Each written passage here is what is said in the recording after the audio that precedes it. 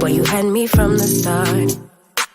By the way you stare, the way you rolled up on me, yeah. Man, I felt your energy.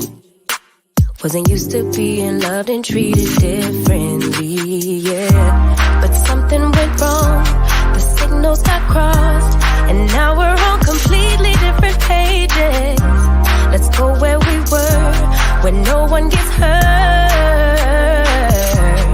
Baby, keep it right there, don't you stress the flow. You're trying to pick the pace up, we should take it slow.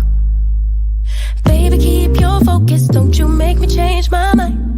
If you love me, baby, don't you switch up the vibe. Baby, don't you, baby, don't you, baby, don't you switch up the vibe. Baby, don't you, baby, don't you, baby. What's good, everybody? Good evening. And you know why we're here. We're going to be speaking with the Wright family and other activists. So let me bring the fellas in. First of all, I got my man D joining me. Hey, what's up, man? What's up? You know I'm gonna have to ask you something about the intro music. Like we go to some love and hip hop, R&B music or whatever. Hey, stop hating on the black artists, baby. All right, next up, my man Timmy T. What's good, bro? What's going on, man? All right, and then You we're hear gonna bring that in. soft music at the intro? I heard it, man. I thought I was, Martin used to be a stripper. I thought he was coming back. Man, go ahead with that, man. All right, man, and let's see. We got some more people to bring in. Let's get them all in here. We got brother Mike. What's going on, bro? Black power to the people. One time. All right, and we have Miss Tanya James. If I can get her back on here. There she go. Peace and blessings, all power to the people. Good evening, Miss James, once again. And let's see, we have Miss Shannon. Miss Shannon, if I can get, there she go. Now we got a picture. All right, Miss Shannon, how you doing this evening? Can you hear me, Miss Shannon? Okay. All right, she'll be back. Okay, and we have Athesius. Aesthetics. Okay, how are you doing this evening?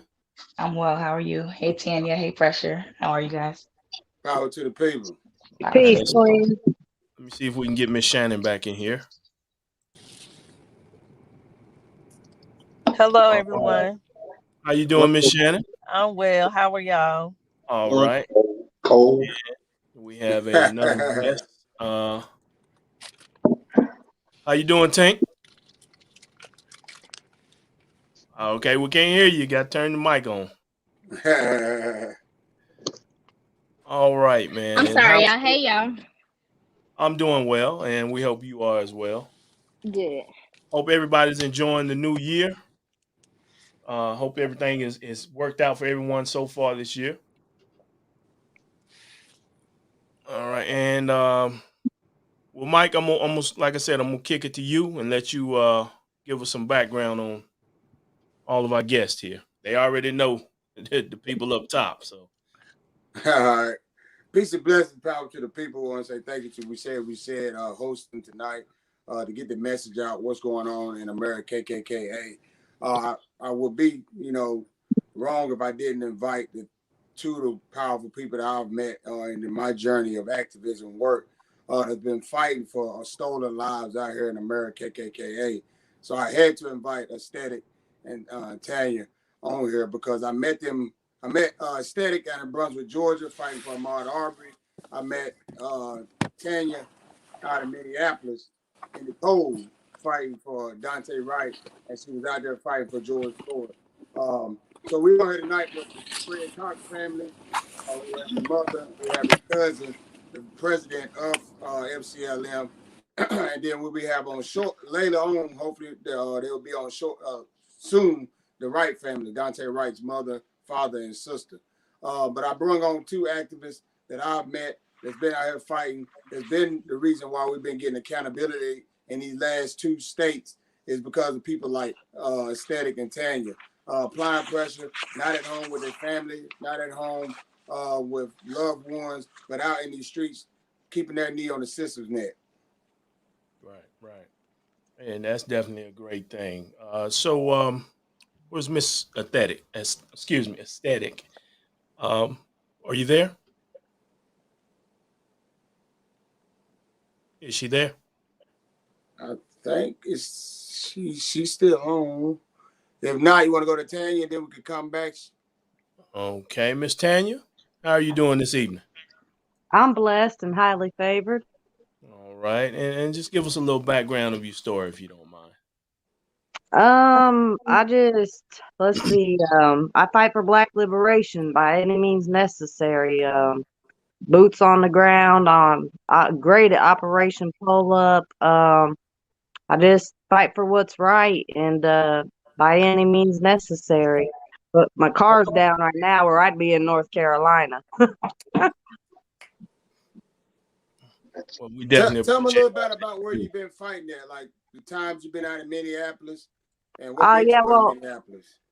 I live in Little Rock, Arkansas, but I had planned on going to the Chauvin's conviction, and then KKKIM Potter murdered Daunte Wright. So I hurried up and got to Minneapolis, and now it's like my second home. I stayed there like 3 months that time, went back, stayed about another month. I was sleeping in a car that first 3 months for the whole time.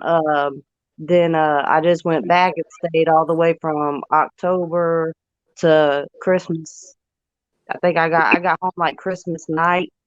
So yeah, I fight in Minneapolis and wherever's really necessary. But I'm the type of person, once I get involved in a case, I see it all the way through. Like with Dante's, from beginning to the end, I didn't miss not one day of trial, from the beginning of jury selection all the way to the end. Aesthetics, pressure, they came through and helped me out. And we rocked that motherfucking building and we got that bitch convicted. Oh yeah. Oh yeah. Okay. Definitely love the energy right there. Love the energy. Oh yeah. All right, Miss Shannon. Miss Shannon, you still with us? Yes, I'm here. All right. How are you doing? And we know your story, but we don't get tired of hearing it. So please talk to the people. You just want me to share the story? The floor is yours. You can. But okay. Tell the people what you guys are currently doing as well. Okay. I'm Tanika Shannon, the mother of Fred Cox. Fred was murdered on November 8th, 2020 by an undercover detective in a church. He was attending a funeral, and for 10 days, I did not know that Fred was murdered by an officer. Lately, I have been pushing the activism, boots on the ground, not just fighting for Fred Cox, but fighting with and for other families. He's my reason. He is the reason that I have chose this journey, because I don't want to see another mother go through this hurt and this pain. Every officer that has killed a person, period, needs to be held accountable, because had that been one of us, will be held accountable. So I have taken it to another level, following pressure. We went to Georgia not long ago, fighting with Ahmaud Arbery's family. We were there for the conviction of of the white men that killed him. Just attended a funeral for Jason Walker. Sad case. My first time going back into a physical church since I buried my son. So it was a little emotional. It was very draining. Can't forget Marcus Smith. I go out and support him as much as I can. He was murdered by Greensboro Police Department. Elizabeth City, we have been there like 3-4 times. So, I'm in it. I can't give up. I won't give up. And that's exactly the way to be. And February, I think 5th, I'll be in Florida, fighting with another family. Okay. We definitely love the way you guys, man, are all over the place, man. You know, you turn on social media or the TV, and we was watching CNN not too long ago, seeing Brother Mike back there. So, Yeah, all I right, mean, this journey is rough, and especially for a parent that's currently going through, with police brutality.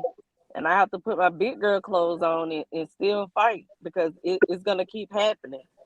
I mean, I pray that my voice is used to help another mother because the pain is real. It hurt like hell.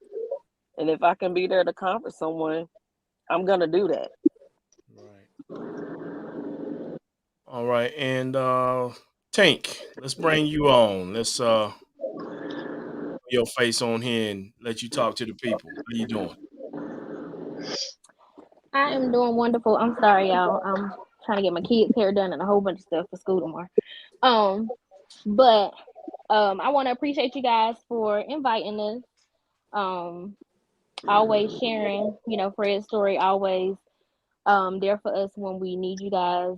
As she said, we have been doing a lot of boots on the ground, um, traveling, connecting with other families, other activists. So that's just kind of what we're doing at the moment. And again, we appreciate all of you guys. We definitely appreciate y'all. All right, and Miss I got Miss one more thing before you yes, move on. Um, Fred Coxstone will be out on Wednesday or Thursday, so I'm excited about that. Someone made a song about him, and I will make sure that it's on social media, and I will post it on We Said What We Said.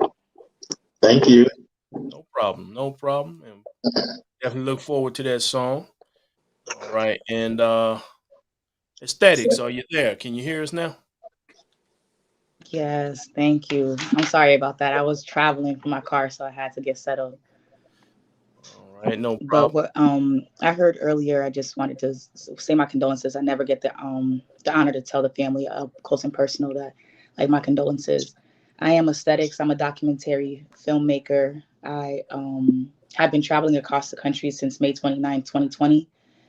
Seeing all these injustices, something woke me up. So I had the pleasure of, unfortunately, I met Tanya and Pressure at the end of my journey, which is not really the end because the revolution is never over. But I really am just honored to meet real revolutionaries, people that will stand on freezing cold temperatures, people that will be on the ground fighting injustice wherever it goes. And it was an honor to meet these people, but it was even more inspirational to me to see how devoted they are and how connected they are to the family because I am media.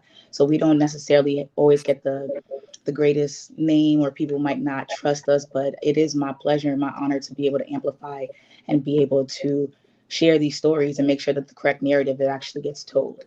And so I'm just honored to be on this call here today, and I really look forward to hearing more of your stories and being able to amplify it. So thank you for having me on the show. You're more than welcome, and we appreciate you being here with us. All right, so and I think we're still waiting on the Wright family to join us. So I'm gonna kick it to my two co-hosts. I know that probably everybody else knows them, so I'm gonna make sure they introduce themselves to you, Miss Aesthetics. I'm gonna bring up the militant one, Mr. Timothy. Timothy. Uh, Hello, I'm Timmy T. If you don't know me, I talk a lot on here, but when it comes time to put my feet on the ground, I will. I appreciate the families that share their struggle with us, and they know if I can, I will. And whatever I say, I'm gonna do. I try to do. Pressure, y'all call him Pressure. I'm gonna call him Pressure. I like that name. I really like that. Now, I would steal it if you didn't already have it, but um, he has shown me he is what I wish every young man was. He is for the people. And he ain't scared. And that's what I appreciate about him, that he's not afraid to speak his mind and support what he supports. Um, goes where he needs to go, and doesn't hide. Doesn't hide. You have a lot of I call it locker room Panthers. You know, in the locker room, they say, "Yeah, we ought to do this, we ought to do this," but when it comes to hit the street and get out, and you know, you got the people looking you in the face with guns. That really big game, and it's not the blood of the Crips. That really huge game. This man doesn't he doesn't hide and run from them. That's along the same lines as me. I am a Second Amendment activist, so I am pro gun. I feel that everybody that can own a weapon should first be trained with weapons, and then too should own a weapon. When the time comes to pull up your arms, you need to be able to use them, not just have them. Not saying there's going to be a war, not promoting a war, but if it happens, you should be prepared. That's just it. Anybody on this call, if you need me, you know how to get in contact with me, and I will come. However you need me to come. I can come in a suit, or I can come in that camo. All right, and Black power. you know it. And lastly and thirdly, I got my man. My man, D. What's going on, bro? Go and talk to people. Thank all of you again for coming and joining us on this platform. Mike, for being the man that he is, the black man that he is, for Mike, Timmy, you know, for us, we've been doing this over a year now, and it seems like we're getting settled into we're just getting settled in. The fight, we're never settled in the fight because we're always there. It seems like it's a fight constantly. It's sad that it is like that, but that's the society that we're in right now. And it's going to take people like us on this platform, you coming on, telling your stories, fighting for what you believe in. It's going to take people like all of us to change the narrative. This narrative of the United States of America is for the people, is not for us. It hasn't. It has never been for. And if white people did their history, it wasn't for them either. They just came and took it. So they are now the minority. They are threatened by educated, smart black people. Me and my wife, we had a discussion the other night. I don't know if any of y'all watched the Emmett Till thing. We were watching that. And I told my wife, I said, God knew what he was doing to let me be born in 1973. He knew what he was doing. Because if I would have been born any time earlier than that, I wouldn't be here. I just couldn't have did. My mentality would not have let me be like that. And I know that people say that was the norm. That's how people were traumatized. That's how they were brought up. That's what they was living in situations. But I just don't see my personality being a person like that. They could take some of the things that our forefathers and ancestors took.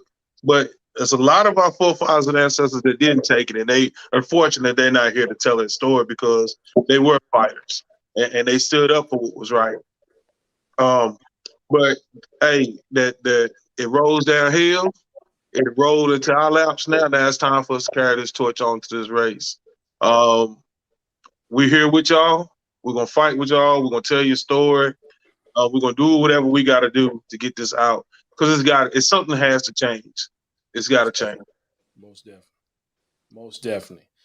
And just kicking it to myself. My name is Lamont. I go by Big L. And just to give you a little story about this actual podcast, it came about with the George Floyd situation, and we were just mad and tired of, excuse my language, but we were just tired of fucking standing around not doing nothing, not getting the word out. And the three of us got together and we decided to put on a live conversation between the three of us about what was going on and how we felt. And we just told ourselves we were going to let it fly. We wasn't going to hold back. And however anger, whatever we had in us, we was going to let it out for the world to see. And that's just kind of, our story. That's what we've been doing. And on this journey, we've been able to meet some families like Miss Shannon and her situation, her son. We've been able to get that out there, and we still trying to, get that I ain't even gonna call his ass an officer, but get a conviction for him, and it opens your eyes up to the world and to what's going on a lot more once you focus on it a little bit more than you used to. As Demetrius said, the laws in this land ain't really never been for us.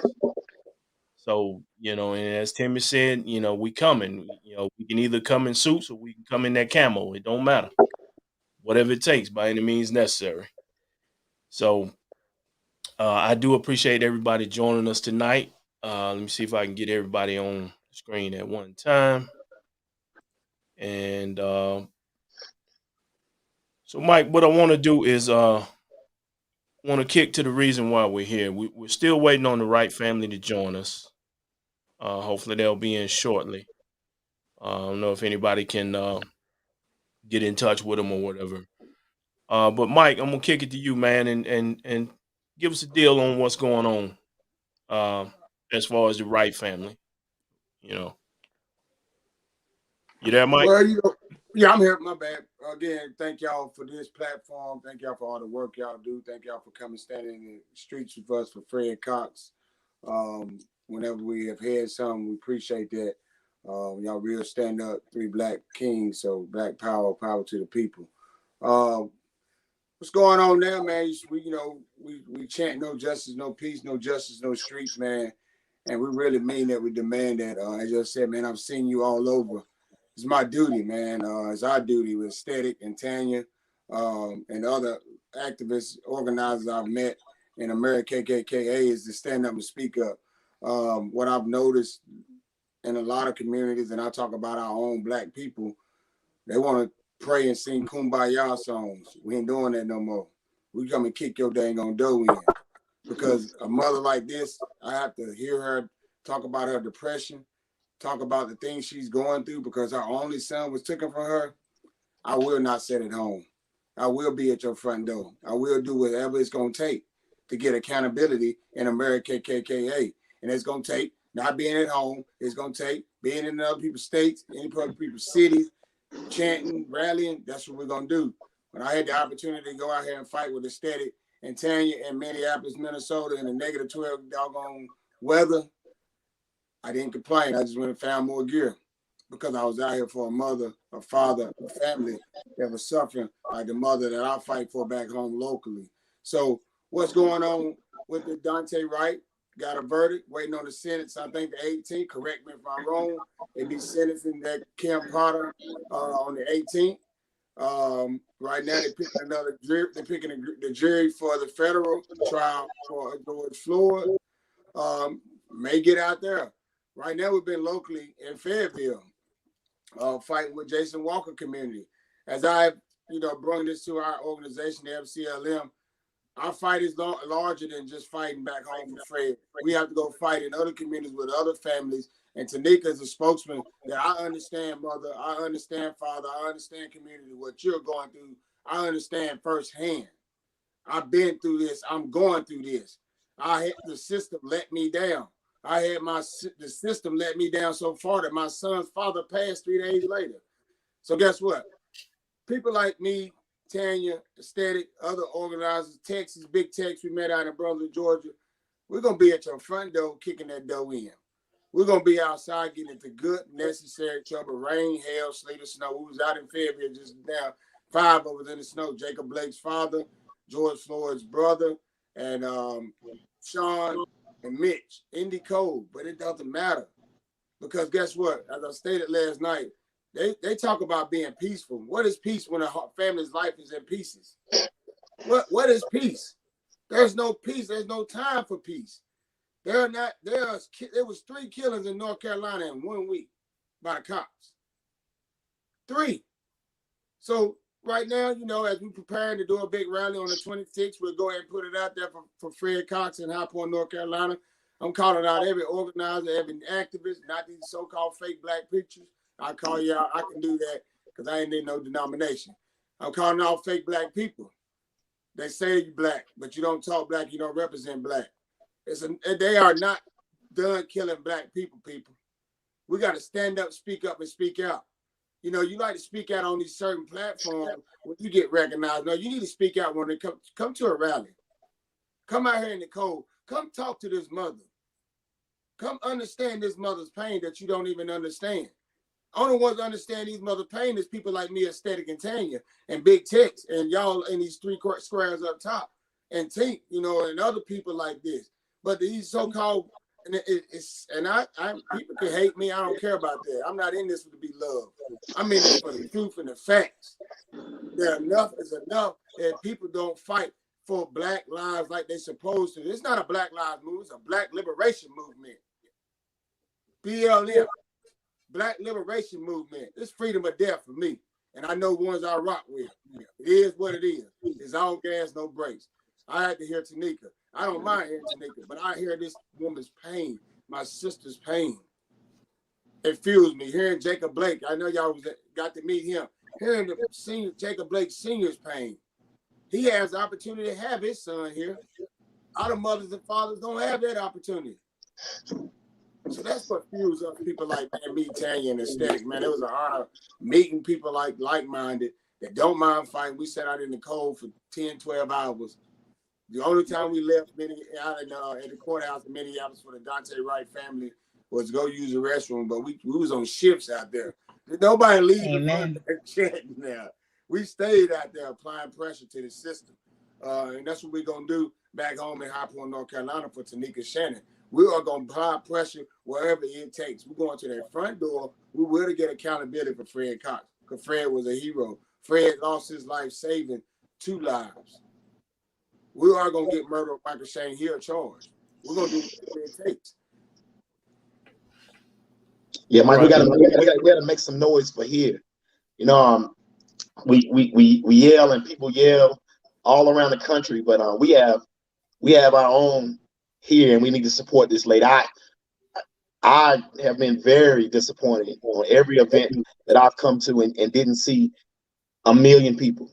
You have the same situation that you cry about. You see on television, you cry about it, and you say, "Man, that's terrible." But you have it here. You have this lady.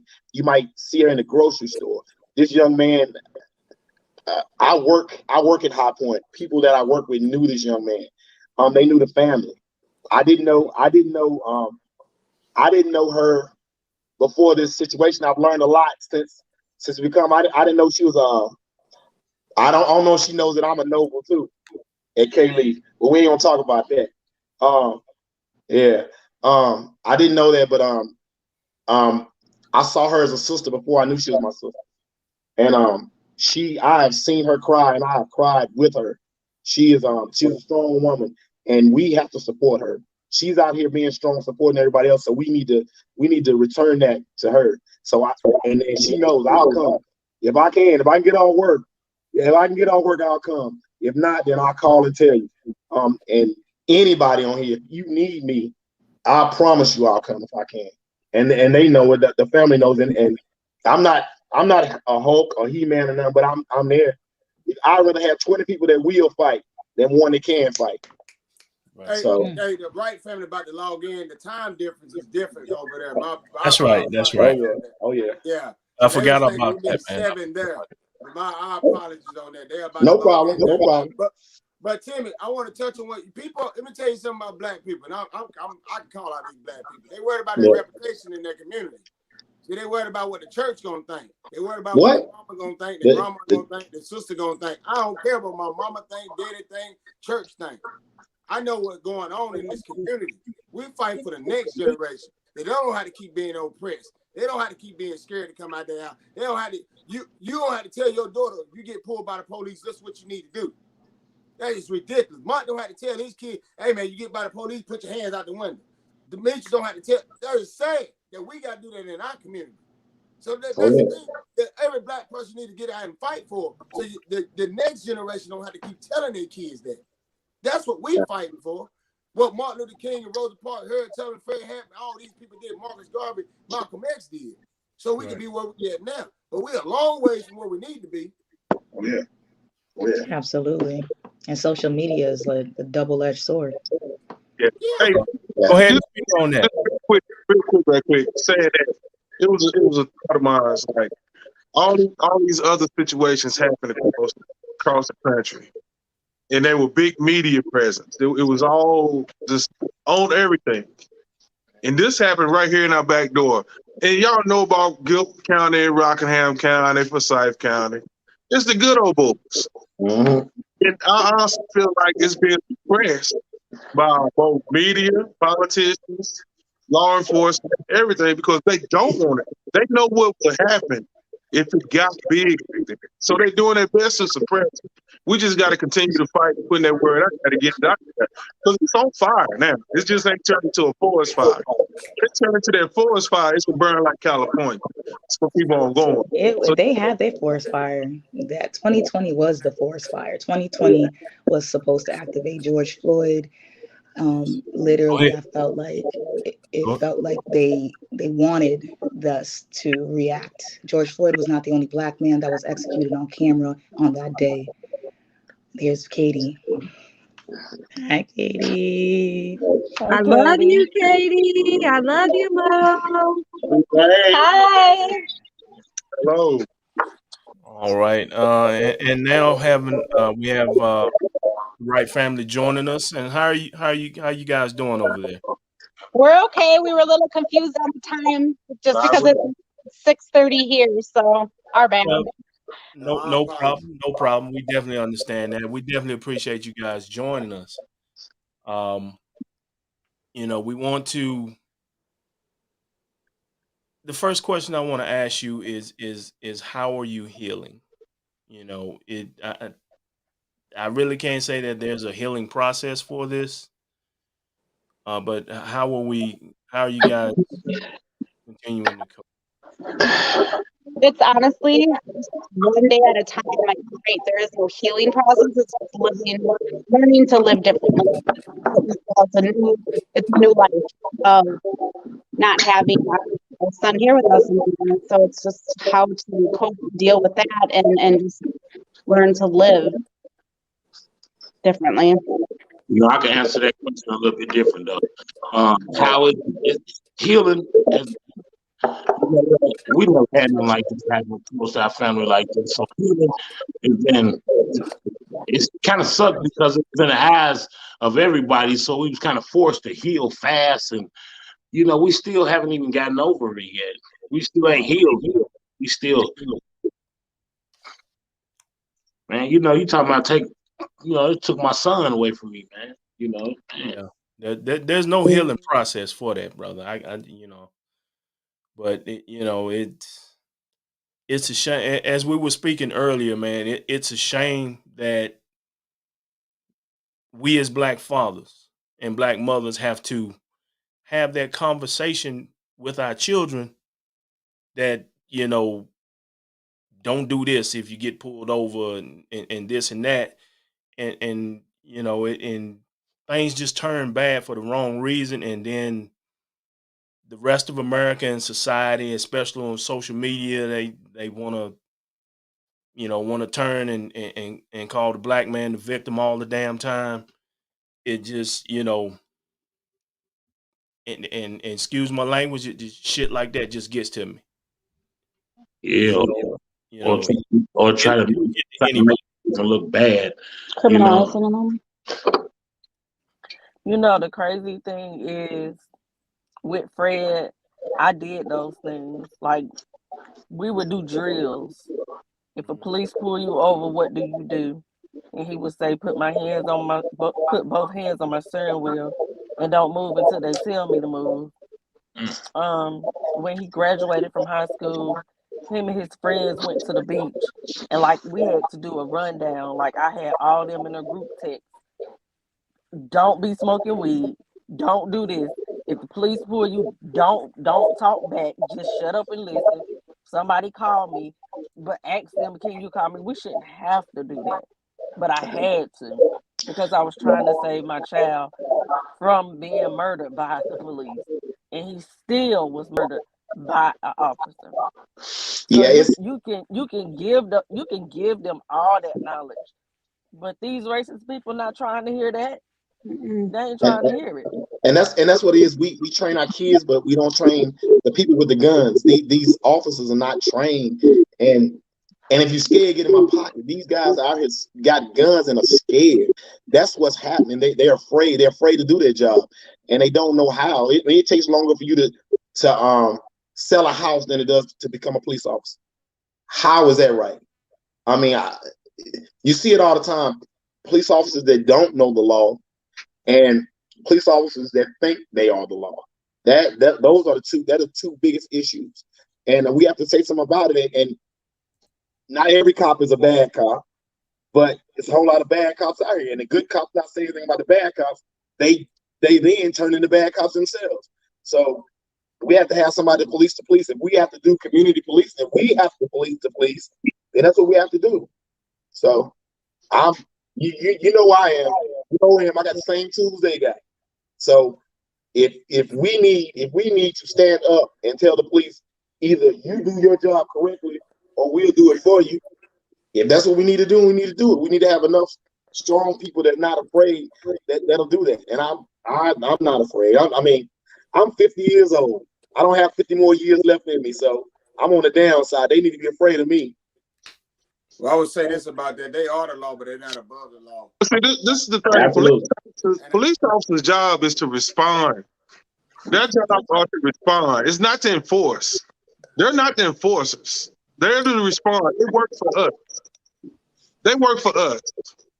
Hey, first of all, for the right family, my name is Demetrius Holt, and terrible situations that we got to meet like this right here, but the situation that happened to your son and to your family that deeply touched my household, and I'm pretty sure it touched everybody's household, just like Miss Tanika and Fred's story. It touched my household. And a black man with black children, man, I couldn't imagine that happening to me. I honestly couldn't. I would be a mess. I commend y'all for being strong.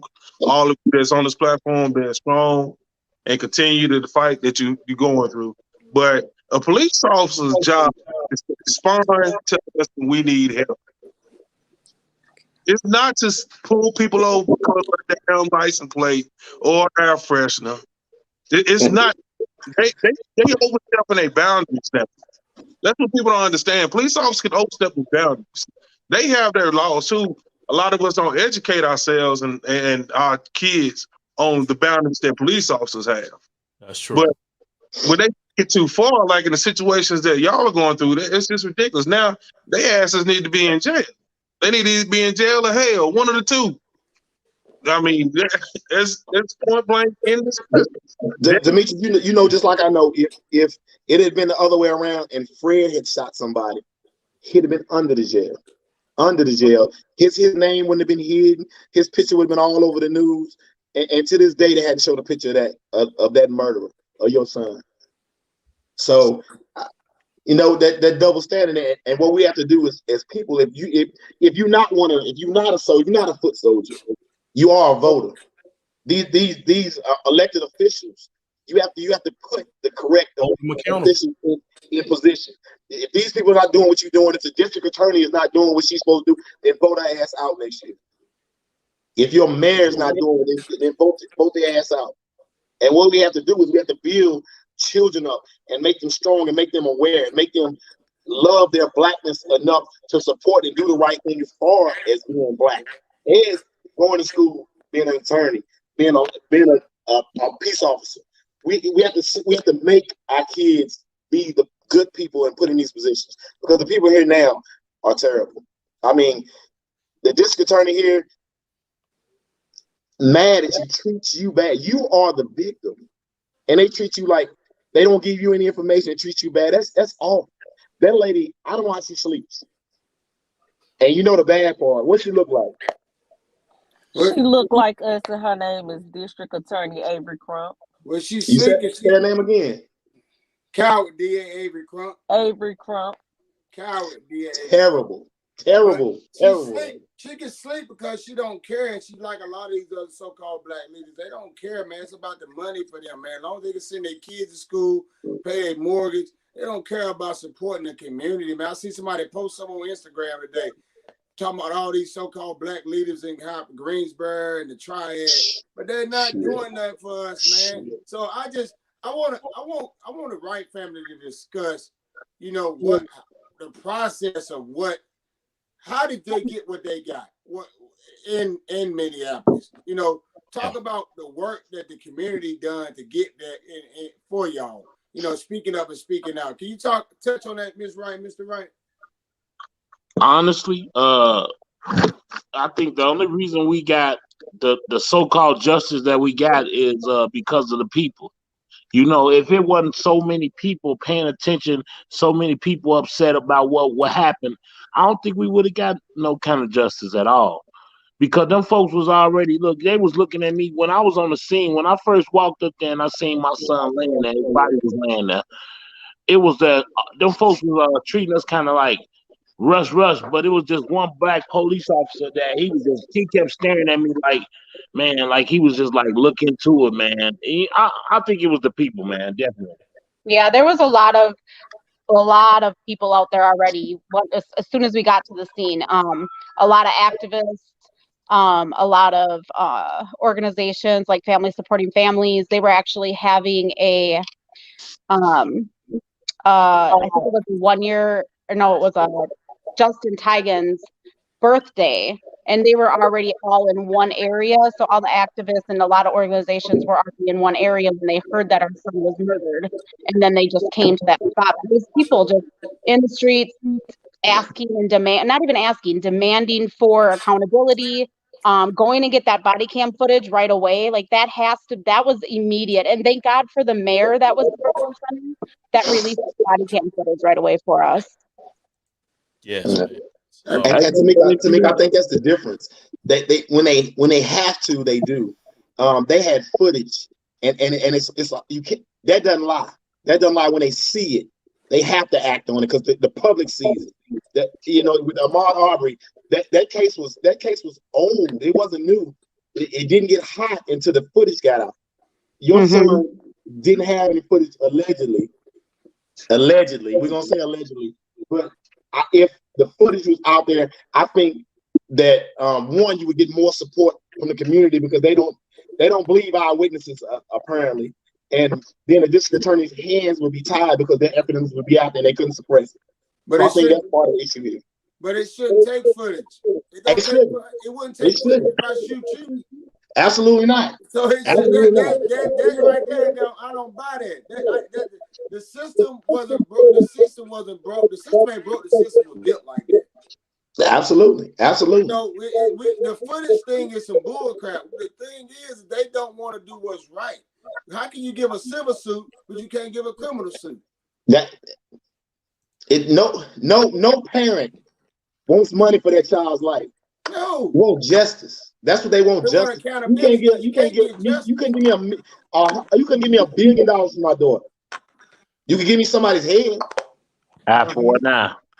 Absolutely. Right. I want to throw this question out here, man.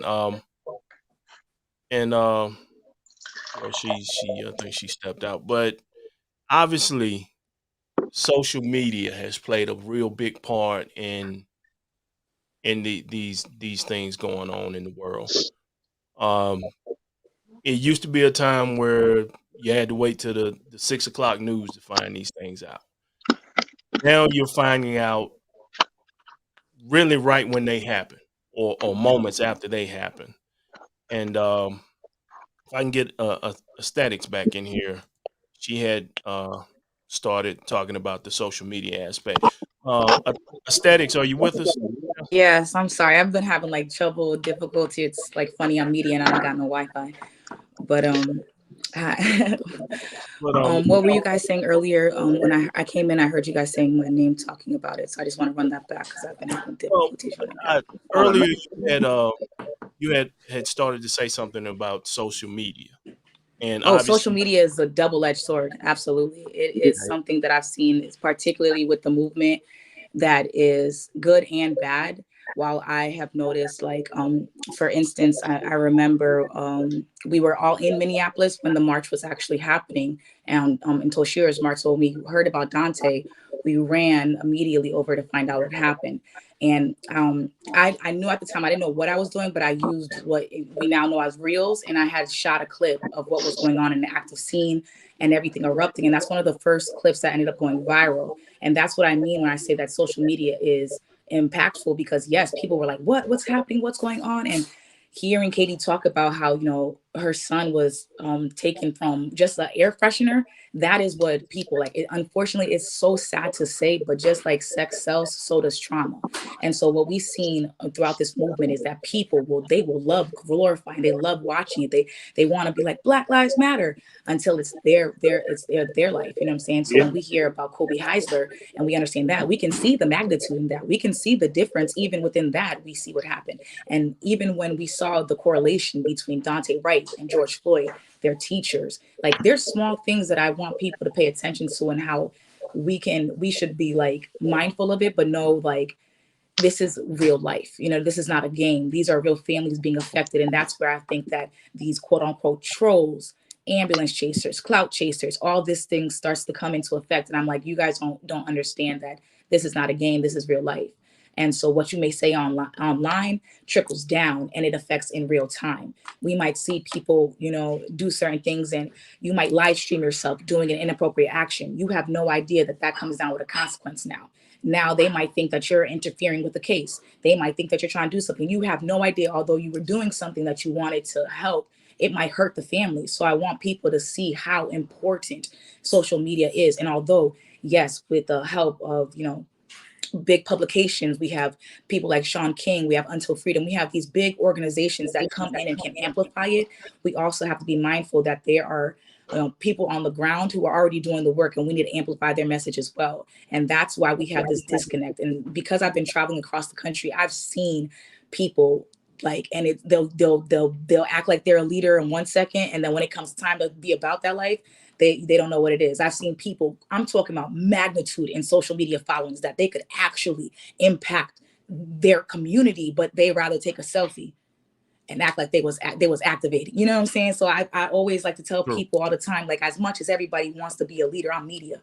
I want to tell the stories. While y'all want to be on a picture, you need to remember Malcolm. You need to remember Martin. You need to remember Fred. Like, as much as y'all want to be big and bad, they were targets. And as much as y'all keep acting like y'all want to be about that life, understand that there comes with real consequences. And like I said, even next month, I'm going to be going to Louisville, Kentucky, for Travis Nasdi, who was a part of Withe, and he was unfortunately taken out. He put out a call talking about officer-involved shooting, and he didn't even make it to the shooting because they shot him. So this is what I'm saying, that it's real life. Although we are using social media, I just want people to know to use it wisely and to just have the greatest intention while using it, because it's hard out here. But I want these families to know that if you ever come across me, especially because I totally did not wake up like this, y'all. I was a bartender. I was not an activist. I have not been doing this for 15 years. I'm a regular schmegular person. So it's like, I just saw something in me. I should have activated back when it was Sandra Bland, to be honest, Kanika Jenkins, but something about the Floyd family, just seeing their heart, it was like seeing my father, seeing my brother, that I just could not take a stand. And I know personally that, like, my sister's 19 years old, very close to Dante's age. I can't even begin to imagine, but I know for damn sure I'm not going to sit up in there and scream Black Lives Matter for the Ford family and not show up for the right family. So this is why I want you guys to know that even though I'm in Cali, you feel me, your son made an impact across this entire freaking nation. And I'm so sad, but I just also want to let you guys know that it was just an honor to fight and stand and scream and yell. And I'm just so happy to meet Tanya, so happy to meet Pressure, and just so happy to be on this show. I want to say something Thank about the video. Go ahead. I've heard several times that Fred's case didn't go viral because there was no footage. I rather for it not to go viral, because I don't think that I can honestly sit and watch somebody shoot my baby 4 times while he's running. I'd rather not have that publicity. I I couldn't stomach it. And I still have. I'm almost glad that I don't have it. Yeah, and that's what we've said to many families too, especially the families that are still fighting for accountability, that are still saying that they got swept under the rug. I always say, be careful what you wish for. I mean, I guess we all want accountability, but like you said, Tanika, to sit there and watch over and over again on every news channel, on every social media outlet, to watch them die over and over again, it's hard. It really rips like a whole piece of your heart out. And it never ends. It's still, even almost here a year later, Dante's been gone. We still see it. You use Google search news just to see the weather, and you see this. So Man, just imagine waking up every day and the first thing you see on the news is your loved one, your son, your child being murdered all over again. Then the way they played us with the trial, you know, they showed us stuff we ain't never seen before, and it was like I still can't get the stuff out of my head. How they put my son's body on display for the world. I felt like it was bogus as hell, man. It's a lot of stuff. It's a lot of stuff that they did that I was like, man, it wasn't okay, man. But it was like, and then when you ask the question how it is to grieve, it's like, man, it's almost impossible, you know. I didn't watch the trial because I was outside boots on the ground until after I got home, and I watched the whole trial, and I cried and cried and cried because I know Aubrey and Katie was in there watching it over and over and over and over. But it also kept me motivated to be outside in the cold weather and everything, because I knew it wasn't nothing compared to what they was enduring inside. Now I just want to say I love you guys so much. I love you so much. Hey, you know what? Tanya, we love you. We love so you much. too, but hey, you know what? It's like she was saying, it's like a double edged sword. You know, but the social media, if it wasn't for social media, we probably wouldn't even got no justice. I'm glad that your son wasn't displayed like our son was for the world to see. That was bogus. But I hate that it's taking this long for them to give you some kind of justice. Because as a parent, it hurts, man. It really hurts, man. And you know, just to get you know, they say it's supposed to relieve you a little something, but I don't feel relieved at all because this lady ain't finna get the time. I got to go the rest of my life without seeing my son. This lady, she gonna see light at the end of her tunnel. So I don't really feel like justice was served. You know. You know. All right. We have Mrs. Moody, with us. Hopefully she can hear me. Looks like her mic is muted. Are you there, ma'am? Mrs. Moody, are you there? You there? Well, I guess Is she on Bluetooth? Yeah, her mic is on. We can't hear you, sis. I can see her, but I think she's connected to her Bluetooth. yeah. Okay, Mrs. Moody, if you can hear us, you probably want to disconnect your Bluetooth and just go over your speaker on your phone. Well, she went out. She'll probably try to come back in. But yeah, those. Getting back to your point, Mrs. Wright, it's definitely would be something hard to see on an everyday basis, especially when you're dealing with real life situations. And as aesthetic says, you know, social media is good and bad, and you really get to see the evil in a lot of people when stuff like that happens. Everybody's tough on the keyboard on that, you know, on the phones, but you know, when You you're need that out there also. face You to needed to face, see the it's light. totally different. And let's see, she did not come back in.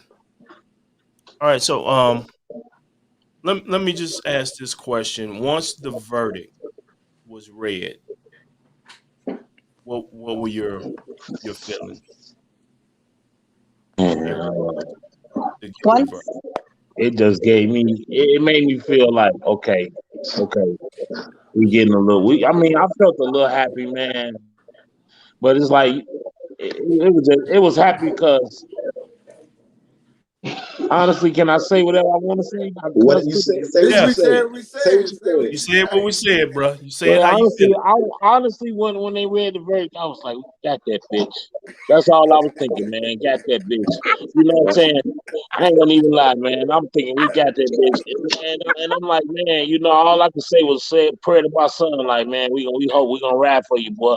And but it's still, it just like we coming up for sentencing what February 18. 18th, Yeah. and this is more scarier than the trial because you know, deep down in my heart, I don't think they're gonna get this white woman enough time. It ain't no time enough. You know what I'm saying?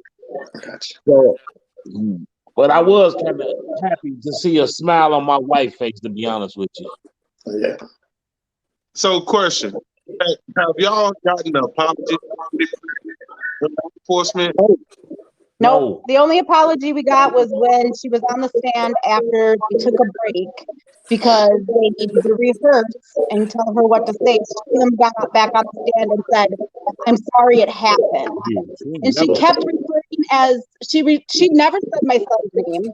She Yeah. never said she was sorry. What she said, she called him the driver. And she also said she was sorry it happened. She didn't look at us. She didn't say she's sorry she shot our son.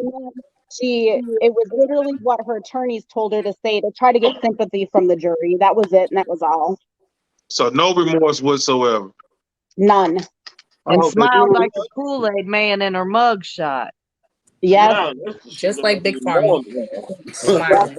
If you haven't seen her mugshot, you should definitely look at it because she is Sick. I mean, her smile is big. Well, Because she waiting on that appeal. That's why she know her white woman tears is gonna come and activate in a few That's months. why I pray we get her for Kobe Heisler too, because then that bitch won't see the day of light. You know what? You're right. man, they was catching the police lying and they ain't say nothing about it. That's crazy. The police was on the stand lying and shit. They all in the same game.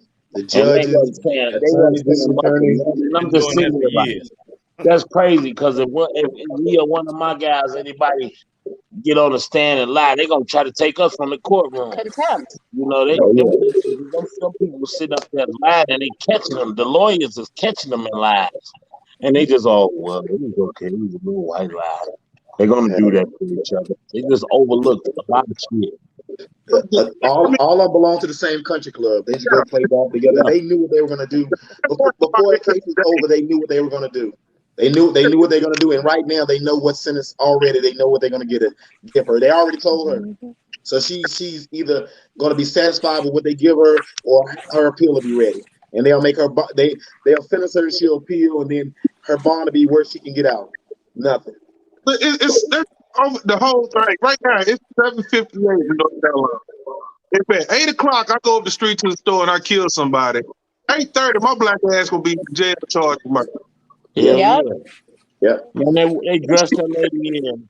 They It's made her take With a or picture. without a video. She never touched a cell. She never touched a cell until the day the judge took her into custody. That was the day she got found guilty.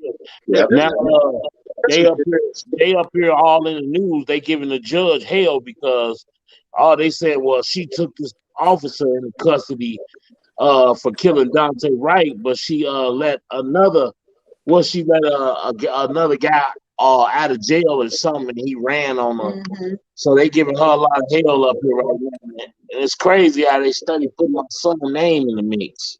Yeah. Wow. And I think we've lost a couple of people. Tink is not here. Aesthetic, I think they're here, but just maybe doing something. Or No, I whatever. think they turned the cameras I off. am Man. here. I'm sorry. I'm They, here. they turned the Okay. cameras off. And we live. You And can't be turning the cameras I'm on. It's normally like professional. more stable, And it's sitting down or professional. You can't something. be Right making now, I'm these just all things. over You the can't place. look like that when y'all on these shows. y'all know how Crazy. this show will call you out now. You Hey, know. listen. We all must right, got and You undivided see, I attention. got I back think on because y'all I will think I call need you to out. blow up that mugshot of KKKIM Potter and mail it to Judge Regina Chu before sentencing and say, does this look like remorse? Hey, Pressure, you going up for the sentencing? If I can make it, if my sister allow me, I don't know, man. I gotta check in with my I, sister. I might ride with you. I gotta see what kind of state it is. See if it's an open carry state. See if I can bring my. It See if we is. can carry. It is Yep. What date is it? The It's the 18th of 18th. February. 18. You got to be worried about the states you cross to get there, though. I ain't worried about that. I'll Yeah, ship we'll it be there. there. We're gonna fly there. Katie, I'll be there for you. The 18th. Okay.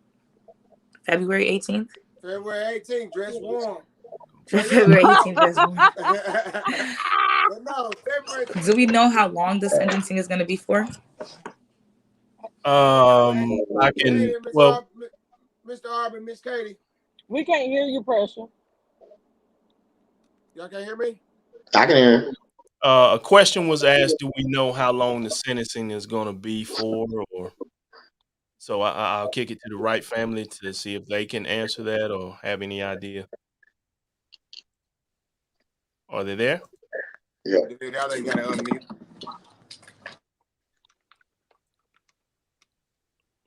Okay, My other phone unmute downstairs. the mic.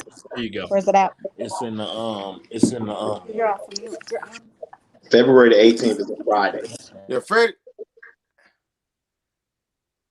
Hey, It's a Mr. Friday. Arbin. Okay, I'm sorry, y'all. We having problems with the phones. Good. No problem. No problem. Yeah, in the phone, in the armrest of the couch. A question was posed: that do we know how long the sentencing is going to be? How long? Well, man, do you want to know, man? Do you want to hear this bullshit they talking, man? If I tell y'all, man, it's just that's why I'm really upset. These people talking about 5 to 7 years, man. They talking about 5 to 7 years, man, and you know, so we had the lawyers file another thing called the Blakely, and what that is they're trying to give her more than the standard 5 to 7 years. The lawyers trying to get her 15 years, but I honestly don't see it happening. I don't even know, but I don't know, man. But that's the worst part of it all. So you know, like I say, we still how the hell can you heal from that when knowing a motherfucker killed your child and they'll be home 5 to 7 years? And I know, and I got partners that they call cases that been gone for double digits for bad drugs. Oh yeah. Oh yeah. And this lady can kill my son and be home in 5 to 7 years. Oh, you saying that they only talk about giving up 5 to 7? Yeah, that's that. Oh, yeah. No, but sentencing is just the 18th. It is just that day, correct? Yeah. And it's over. Okay, and I think Is that me? yeah, somebody got a slight echo. So they got both phones on in the same house. just kind of turn the volume down on one, I guess. You can't log in on this one. So did I hear correctly that they're mobilizing on the 18th? All right. Go ahead. Yeah. Yeah, What did they'll you say? have the sentencing done on the 18th. Yeah, Is sentencing for a day or that's two, what or it's does gonna it be. go longer? No, it'll be done that day. Okay. So Friday, that's a Friday, right? What's that? Friday? Yeah, it's a Friday. Yeah, I believe so. Now, is that not the federal? Is it? No, it's not federal. That's another thing. I ain't supposed to speak on it, but Don't speak on it. Don't speak on it. That's the trap right there. You have to assume that everything you say is being recorded. Amen. At all times. So don't speak on. Don't hurt your case. Yeah. That We'll fella, talk about that so we'll know when to be there for that. We ain't done with that, bitch. We ain't done with her, Mo. We ain't done. Well, Katie, my plan is to be there for you and your family on February 18th. That's my biggest plan right now is to be there. I haven't had the opportunity to get there to stand in solidarity with you and your family, but my plan is to be there on February 18th. Well, thank you, Tanika. I can't wait to actually meet you in person. I We've know been trying to I'm get down to North excited. Carolina forever, but this ice storm just a few days ago, we were going to come, and then my husband was like, there's a bad ice storm there, and traveling is not good, and Our main goal right now is to take care of you and make sure that this biddy get everything that she deserves. My time is coming, but our number one goal right now, because your time is already here, is to make sure that you're taken care of. And I'm gonna do everything in my power to be there on February 18th. Whether I just gotta stand outside and look at the damn courthouse, I'll be there. Well, thank you, Miss Tanika. We appreciate it most definitely. For the right family, Mr. Nate. We all sit here, we watch the Ahmaud Arbery trial play out. Then, I did not watch the Ahmaud Arbery trial, but I did watch the McMichael and Bryant trial. But yeah, Right, correct. so thank you. All right, But somebody has the got some verdict, background noise. they give you all kind of a, I know it's still, Nathan, we still fight for Fred, but just a sense of hope that we can get justice. And for the Wright family, the same, a sense of hope that she will get more than 5 to 7. It's just fine. How does y'all feel? Just give a take on how y'all felt about the verdict. I was honestly shocked when they read the verdict. I kind of I don't even know, it was like just a yell when you're not supposed to say anything in the courtroom, but we did. I was shocked that she was even I in my heart, I know she's guilty, but for them to convict her of first degree and second degree, it really does give hope, especially for other families, because it's bigger than Daunte. It's much bigger than a name, and it gives hope to a lot of families. So it was very powerful at that moment when we heard both of those verdicts. Yeah, I think all of them, all the black folks in America were kind of sitting there and now I'll just be honest. We sit there and we see stuff like that, and the first thought in our minds is like they're gonna find a way to get it off.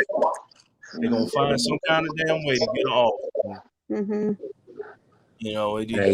Hey, that's crazy, man. When I was outside, we got a lot of snow up here, right? So I was outside shoveling, and my neighbor said, "Man, I know he ain't mean nothing harm, but he said, hey, Aubrey, man, I'm glad that we got some justice for your son. We one step closer." And I almost cussed his ass out because I'm like, man, one step closer. Why the hell it had to be my son for one step closer? The All fuck? right. I was mad. So I just kind of shut up and went on in the house.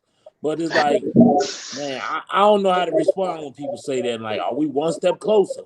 Like, how would you feel one step closer to be your child? That shit ain't cool. Couldn't imagine. Well, I need to tell you, I'm gonna try to be up to the 18th, and I want to shake your hand. You are a strong man, and you are the epitome of what we are. We get beat down and ran over, and you stand strong and proud. And it's an honor for me to be speaking to you. And I just want to shake your hand. And when I come up there, I'm just gonna enjoy your presence. I want to feed off your energy. You and your wife, and I appreciate your strength. I appreciate you saying that, but bro, I was trying my hardest not to cry on the stand in front of the world, man. That shit was bothering me, man. But it was like I couldn't even help it. It just was coming. Yeah. Oh, crying don't make you weak. Crying make you human. Yes. Yeah, but I'm Real feeling thugs white. cry. I'm trying to be strong. Yeah, I know and with the Strong, Mr. sentencing Wright, coming man. up, You're a strong man. Your family's strong, man. So keep do you guys doing what remember y'all the do. surprise that Daunte gave while reading the verdict that day? The sun came out. Oh yeah. No. It The did. Oh, the specific 23. surprise. It was a 23. numeric surprise. The 23. Oh The yes, Mhm. 23rd. Yeah. So yes, that they that came is back with the why I was verdicts asking on about that, his because I was like, if Yeah. favorite Dante's trying to play number. us and it's the 19th, do we have to wait to the 23rd? Because I didn't Right. know if that was actually gonna happen again. But I just wanted us to like remember that like Dante's watching out. You know what I'm saying? Like Dante really be like on it, and you raised such like all your children. I had the pleasure of speaking with Diamond, and she said that like probably like a week prior to this happening, that you guys were all sitting down as family, and she was saying that you guys were saying like this, her and Dante were like, this is not gonna happen to us, we pass, like we are passing, and so that's why I always wondered, especially because when I did find out that like Dante was mixed, I was always initially like, I wonder how it is for a white mother who has a Black child to now go through what all Black parents have been talking about, and we talk to our children, and I know you had to do that. So did you feel any type of like a little bit of like, you know, hopefully my privilege will make this like help, like will that give me some extra edge or something? Because I've never been able to speak to a family where you do come in this mix, and you know, people are always saying, oh, Black is this, white is this, cops are this, but now you literally are the definition of what people are talking about as an American. So as an American that died, like how did your family even cope with that? How did you have to like, I've always been curious about that. You know, I kind of left the whole conversation obviously up to my husband. I'm talking to Daunte about, you know, being a Black man in America. I always thought that he was safe. I thought, you know, because, you know, he was biracial, you know, and he wasn't, you know, fully Black, that he would be okay. And it was hard to even think, because you never think it's going to happen to you regardless of race until it does happen to you. And then I just thought, you know what?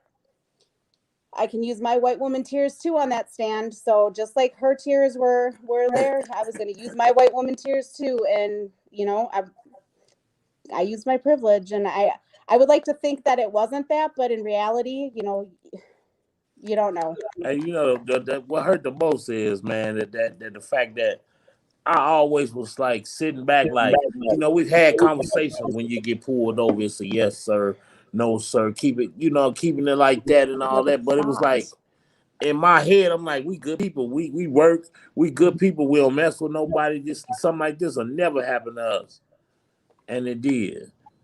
And it, man, and to wake up to something like that, man, it was like, man, what? It was crushing, man. You know, it was crushing. I felt like every day I still feel guilty. Like maybe I should have sold my son more, told him or showed him more. You know, I just, man, I would have never thought this would happen to us, man. You know, I That say the same thing that it's Fred. I always tell the story how well mannered Fred is. I try not to talk about him in the past, but I always talk about how well mannered he is and well dressed. You know, he ain't wear his hands hanging off his ass like some old crazy person. And I feel you when you say I never thought this would happen to me. He come from, you know, I basically my family raised him alone. However, whether he was raised with one or two parents, he was, you know, he was a decent boy. His mama worked. We didn't really want for anything. We didn't need nothing. You don't expect it. I mean, you just don't. People on Facebook sending me messages saying, you know, I seen Fred in the store and he paid for my food, or I seen Fred in the store and he held the door, he opened my door, helped me get my groceries in my car. You just don't think, because you are a good, you know, you are a good family. You definitely don't think that some shit like this is gonna happen to your child. It happens to the best of us. And it's sad. And it's sad that these people still someday gonna still walk this fucking street, and I have to go to a graveyard every fucking day. I ride past this graveyard. I blow the goddamn horn at my child to say, hey, and Kim can call her family and hear their voice. They can come fucking see her. But we have to ride by a goddamn graveyard. It's sad. And I don't give a damn who watching. I'm hurt. Yeah. man, I It's feel you. sad. Man, I It's feel you, sad. boy. Man. Miss Booty, are you there? Yes, I'm here. I apologize, you guys. I was driving home and I was in a bad area. How is everybody doing tonight? We're fine, Good. and Hello. thank you for joining us.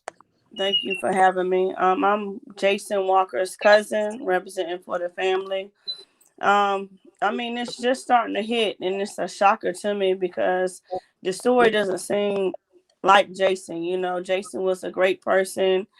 He would do anything for anybody, give his shirt off his back for anybody. You know, he took care of his son.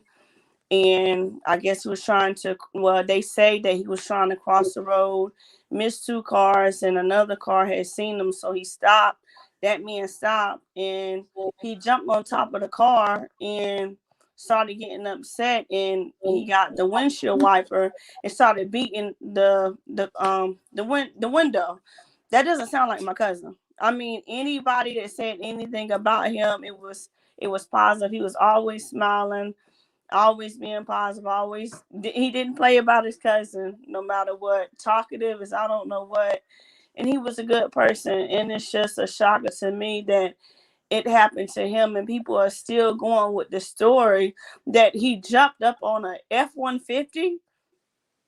He jumped off on an F-150 and then he grabbed a windshield wiper and beat it. Like the truth, like my dad always told me, and he taught me, the truth is the truth. You know, if you lying, you're lying, and it doesn't make any sense. And yes, the family does want justice, and they want peace at the same time. His mom sit there and said, please make sure that you keep the peace.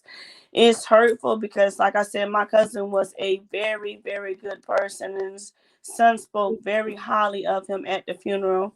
He was like, my dad, he always was reading, and he sat there, and it made me smile and made me feel good because he said, I always wanted to be like my dad. And I told my dad, I want to be like you when I grow up. And he was like, this is something that Jason would say. Don't be like me. Be better than me. Make sure that you're a reader. Make sure, you know your information and you're doing what you're supposed to do. But Jason was a very, very humble person, sweet. And he, like I said, he'll do whatever he has to do for anybody, and it's just a shocker. It doesn't make any sense. I don't think it's fair.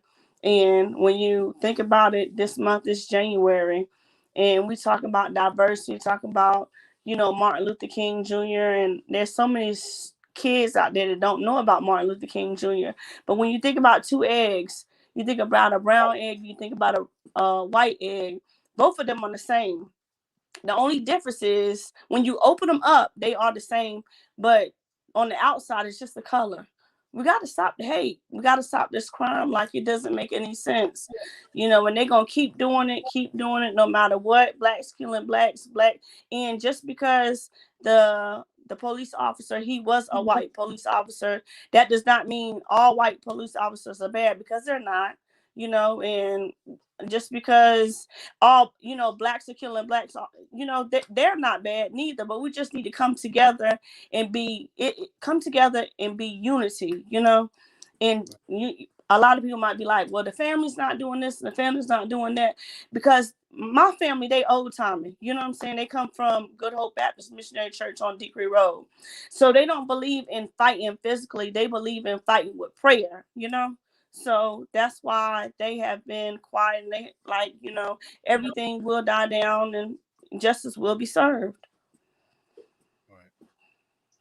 Well, we definitely appreciate you coming on and telling your story, and your cousin's story for that matter. This is, as we said, it a lot of these things get swept under the rug, and if we don't bring them to national attention, even with Miss Shannon's case, we need more people stepping up, putting this thing out here, man, because this stuff like this got to stop.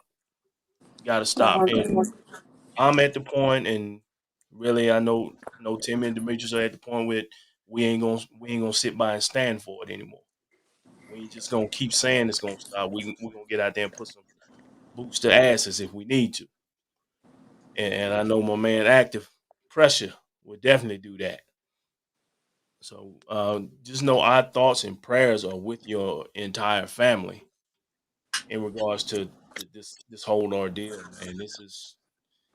It's sad that we got to keep facing something like this in 2022. But this is definitely I don't know. You just kind of at a loss for words, because you get some okay news that one officer's found guilty, and then here we go again. And like the shit keep going over and over. And we got to end this cycle. We got to put an end to this damn cycle. And it's not about letting the system put an end to it. We got to start affecting these people financially. Uh, Definitely at the damn voting booths, and we got to hold these elected officials accountable for everything. I do mean fucking everything. Um, This lady, did you check on Miss Shannon? Yeah, I want to say, people like Sis Shannon, the Wright family, and the Walker family is why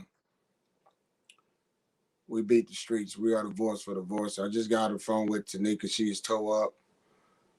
She's toe up about, what Mr. Arbery was saying, like 5 to 7 years. She said, what is 5 to 7 years? What is that?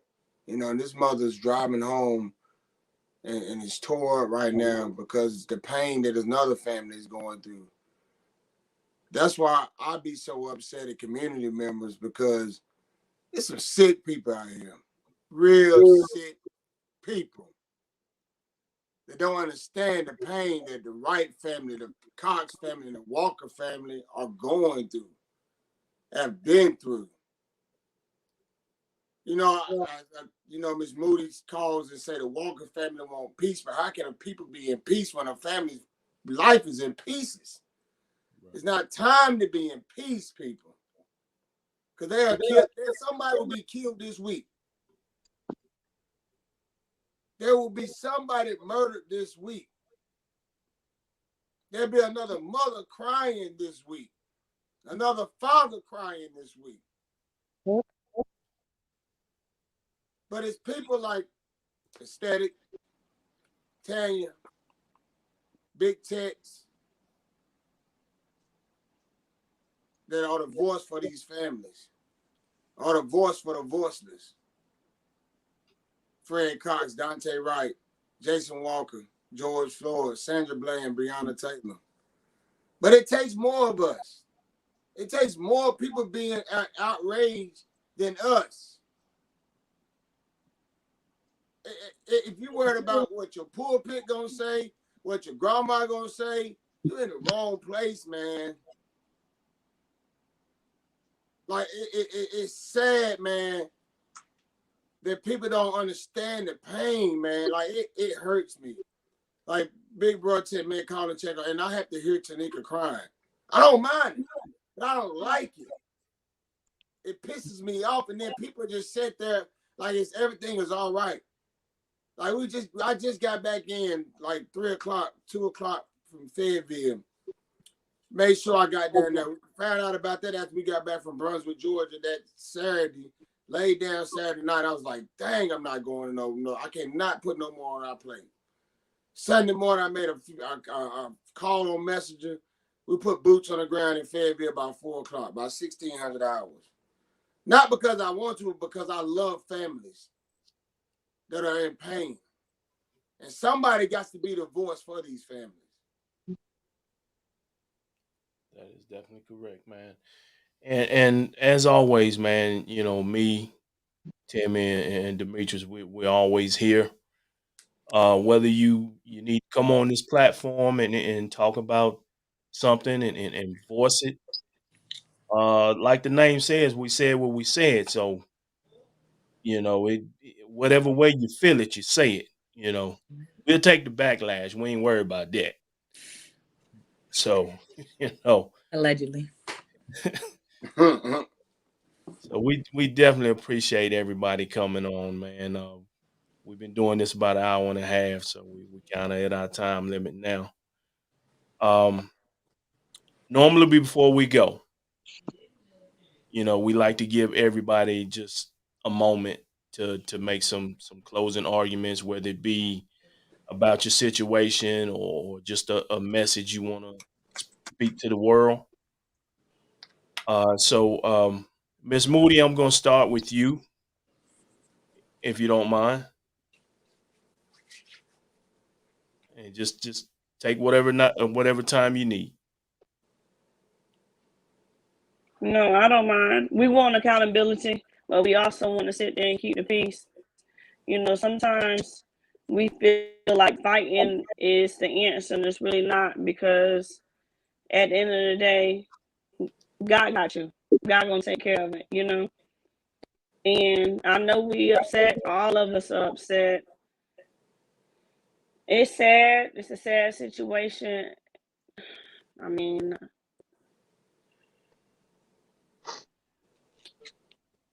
Take your time, I sister. don't know. I just think about his mom. I just think about what Jason would say to me. You know, make sure that my mom and make sure that my son is okay. I know for a fact that he would say that. You know, so it's a lot going on. We just have to connect with each other, stay connected, and make sure that we're good to go. And no matter what the circumstance is, justice will be served in everybody's situation, not just Jason's, but everybody. All right, and Tank, are you still there? Well, Yeah. I think she. Yes, I'm Okay. here. I'm All right. sorry, y'all. It's the first day back going to school, and I'm trying to get these kids up and out of here in the morning. So I've been getting them together. Um, but again, I want to thank you guys for allowing us here. I'm sure Tanika would say the same thing. Um, I do also want everyone that's watching just to keep, the families in prayer because a lot of times, um, myself, I know I heard someone speaking earlier about, not crying. A lot of times I'm that strong person for my family. Um, and then when I get home, I'm like a complete mess. Or even dealing with other situations, something that may not be that big of a deal, it kind of blows over because I haven't dealt with, my grieving process. So I would just say, keep everybody in prayer. Sometimes people don't show their weak side or they try not to show their weak side. Um, but the strong gets weak. And I'm speaking for myself as well. Um, so I just, like I said, just keep every, person connected to um, the loved one that lost their life in prayer. And again, I appreciate you guys. Y'all are awesome. I love y'all. And nice to meet everyone else that I have not met. And hopefully, if pressure is there on the 18th, I'll probably be there as well. So I'll get to meet you, Miss Katie, and your husband soon. And my prayers are with you guys as well, as long as Miss Moody. Thank you. All right. Thanks, Thank Tank. you, sis. Love you too. All right, Miss Tanya James, I'm gonna throw it to you. Okay. I just want to say that I'm not going to stop. I got to continue to be the voice for the voiceless because they can't be. I also, to me, Black Lives means against police brutality and street violence. I don't believe in black on black crime, but some people do call it that. Ain't nobody killing nobody because they're black and they're black. So I call it street violence, which is a very big problem here in Little Rock. I just lost. Well, don't get me crying. I just had two people I lost last week that are actually very close to me due to street violence. Three murders in one day a couple weeks ago, which it's so out of control. So I got to stand and take a stand for that. I just ain't figured out how to because there's not enough people willing to fight that fight. It's like if the police ain't involved, cameras ain't involved, money ain't involved, you can't profit off of it. But black lives have to matter to black lives, and that's a big deal here in Little Rock. Um, I won't be there on February 18th because the Wright family has became a family to me. So I will be in Minneapolis every April 11th, which will be Dante's death date, and every October 27th, which would be his birthday. So that's when I'll be in Minneapolis. No amount of time in the world they give that bitch will be enough for me. So I'm not even going to go because I'd like to stay out of the penitentiary. So I'm not going to be there. But I'm not going to stop doing what I'm doing. Um, can't stop, won't stop. All power to the people. And Katie and Aubrey, I'll see you guys in April. Well, I love you, Tanya. I love you.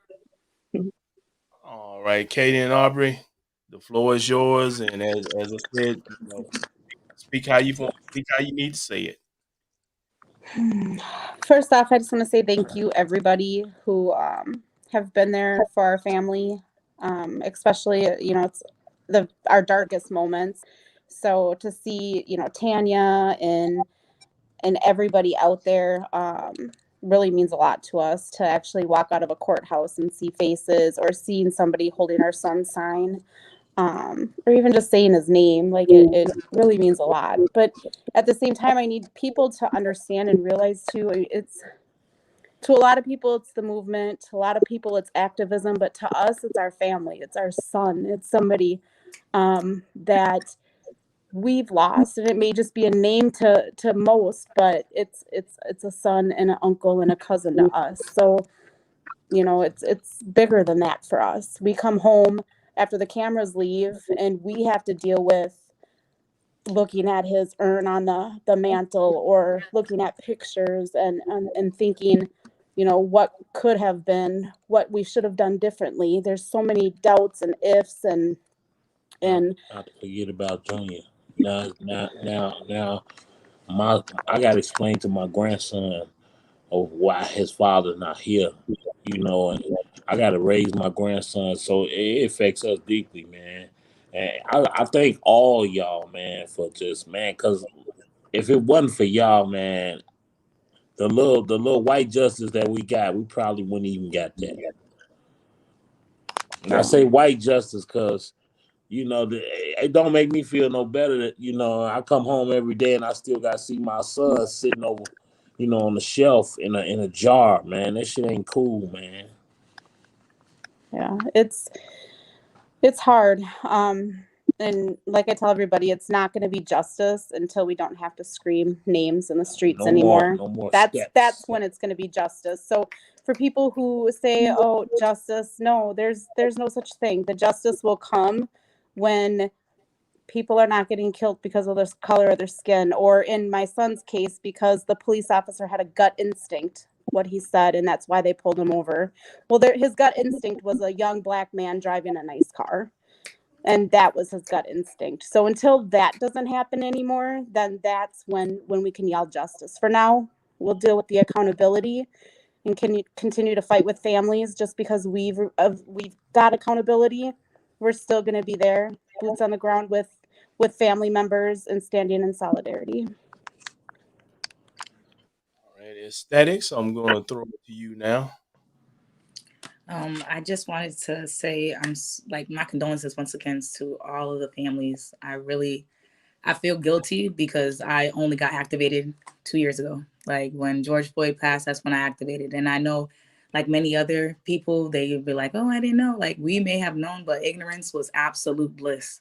And it was something that I know that I now move with intention. I know that I don't have like the greatest voice in the world, but my camera is deadly, and I make sure that I capture the correct narrative. And I just want you guys to know that we will never ever forget your family's name, your son's names. Like we will never forget like the injustices that happened, because right now we are modern day historians, and we are going to make sure that they know the sacrifices that your family had to make. And it's unfortunate, but we're going to make sure that somebody, by any means necessary, don't activate the right one, because I'm Haitian, okay? In 1804, we did it. And America's not ready, so I'm just leave it at that. All right, pressure. Power to the people, man. This is not a moment. This is a movement. It's a black liberation movement. It's all gas, no brakes. We ain't playing no games. We're coming to a city, to a state near you. We're moving different. We're applying pressure different. To hear these families say and talk about their pain and hear their pain and know their pain should light a fire in each one of us to fight harder, to light a fire in those who've not been on the front line to get on the front line. There's something you can do. You can talk about it on your job, in the school, in your church. Black leaders, yeah, I'm gonna talk to you black churches. Talk to these black so-called fake leaders, NAACP. Stop hiding this stuff. Stop hiding behind these badges. Stop behind these titles. And start speaking up for these lives that have been taken, that's being taken. got families suffering. I got mothers and fathers crying because the system keep failing them. Mothers and fathers and kids crying because they loved ones been taken. A lawyer, a doctor, someone that had potential. Those that are watching, it's something you can do. We always say white silence is violence, but black silence is violence. Silence is violence. We hear people call out across the community, no justice, no peace. No good cop in a racist system. We hear people call out for peace, but we can be peaceful and still get into good trouble, necessary trouble. You got to hit these people in the pockets. You got to hit them where it's going to affect them. You got to disturb something. You got to disrupt something because they have disrupted a life, a family. They have destroyed something. As bro said, he got to come home and see his son sitting in the house. He got to see his child being put national TV. Tanika's got to ride down the road and cry. But it's, people don't care like Aesthetic, Tanya, and other local activists and national activists that's beating the streets sun up and sun down. So, man, my prayers and condolences to Cox family, the Wright family, the Walker family. I want to thank these three powerful Black kings up top, man, for this platform, for opening up to us today to get this message out, to hope and light a fire in more people to stand up, speak up, and speak out. Because it could be your child one day. It could be you one day. And you'll want somebody to fight like hell for your family. But I'm going to tell you like this, you ain't got to worry about me calling the people that I rock with. Because I know where you was at when you wasn't rocking with us. Because I know a mother that suffers every day in High Point, North Carolina. And I'm going to call out High Point, the triad that was in the streets for George Floyd, but ain't been in the streets for Fred Cox. Black pastors, Pastor Quick, get off the pulpit. NAACP, Jimmy Adams, get on out of there. You're sickening. And I hope you video games. I say what I say. Don't bite my tongue for nobody. Because you don't pay my bills. Right, family? I love y'all. And I'm with y'all. I'll be out there. Number love, bro. Number love. I promise you. We will be out there. All right? We'll make sure the Kim Potter get fried. All right? We're going to have the faith, man. We're going to stand in there. All right? And believe that, man. So we love y'all, man. Thank y'all for coming on. Love, bro. All right, D. What did you, bro? For me, the family that's on here, a terrible situation that we all got to discuss topics like this. But it's been my pleasure to meet each and all of you, hear your stories, to see the hurt, to feel the hurt, hear the hurt. Go downstairs and give me my prayers, my family's prayers. I will fight. We're with you to the end. We will be with you to the end. When we started this platform, true story, we started out, Mike brought it up yesterday, we had a different top. Our name was different. It was a Red Cup Rants. And if y'all go back and y'all look at any of these shows we've did, when you get to the third episode, it's going to be missing because the Red Cup was flowing just a little too much on that episode. But we tightened it up. We changed our name till we said what we said, because what we say and what we do is what we do. And we honestly do something, we do it. We say, and we don't backtrack from what we say or what we do. We there. We stand on what we stand on, and we're gonna be there. Brother Mike is a fellow Ram from Reedsville, and we're a small little town, but I'm telling you, we fight. We grew up fighting. Had to fight. Yeah. This town is probably The high school we went to was probably 96% black, so we had to fight. But we know how to fight. We know how to love. But the one thing about all of us, we can be on different continents, different parts of the state in this world. But when you get us together, we're gonna be one. That's one thing about us, and we always been like that, and we're gonna continue to be like that. And anytime y'all want to use this platform for anything you got going on, reach out to us, and it's available to you. All right, Timmy T, you up, bro? Unmute your mic. I was talking. I said some smooth shit, but anyway, to the families, first, my condolences. I'm sorry for your loss. I'm not only gonna be sorry, I'm gonna fight for you guys. It's not over. It's not over until nobody else has to stand where you standing. Then it's over. I have one child, and I'm sitting here. I was almost in tears earlier because I couldn't imagine my state of my thinking if what happened to you guys happened to my child. So again, ma'am and sir, I know that you are strong. You way stronger than me. I can't imagine. I would fall apart. So I will be there the 18th, but I'll be here for the rest of my life. As long as my child is alive, I want to make my child proud. That's what I want to leave. I want to leave a legacy of the right thing. The right thing. Whether I get arrested for it, whether I get killed for it. Because if you make enough noise, you will die. You will die. They'll kill you if you're making enough noise. If you have too much power, they're gonna take that power away from you. So if I die in the struggle, if I die doing the right thing, then I die doing what I wanted to do. And I hope that my name and your son's name and all this fighting is for something good.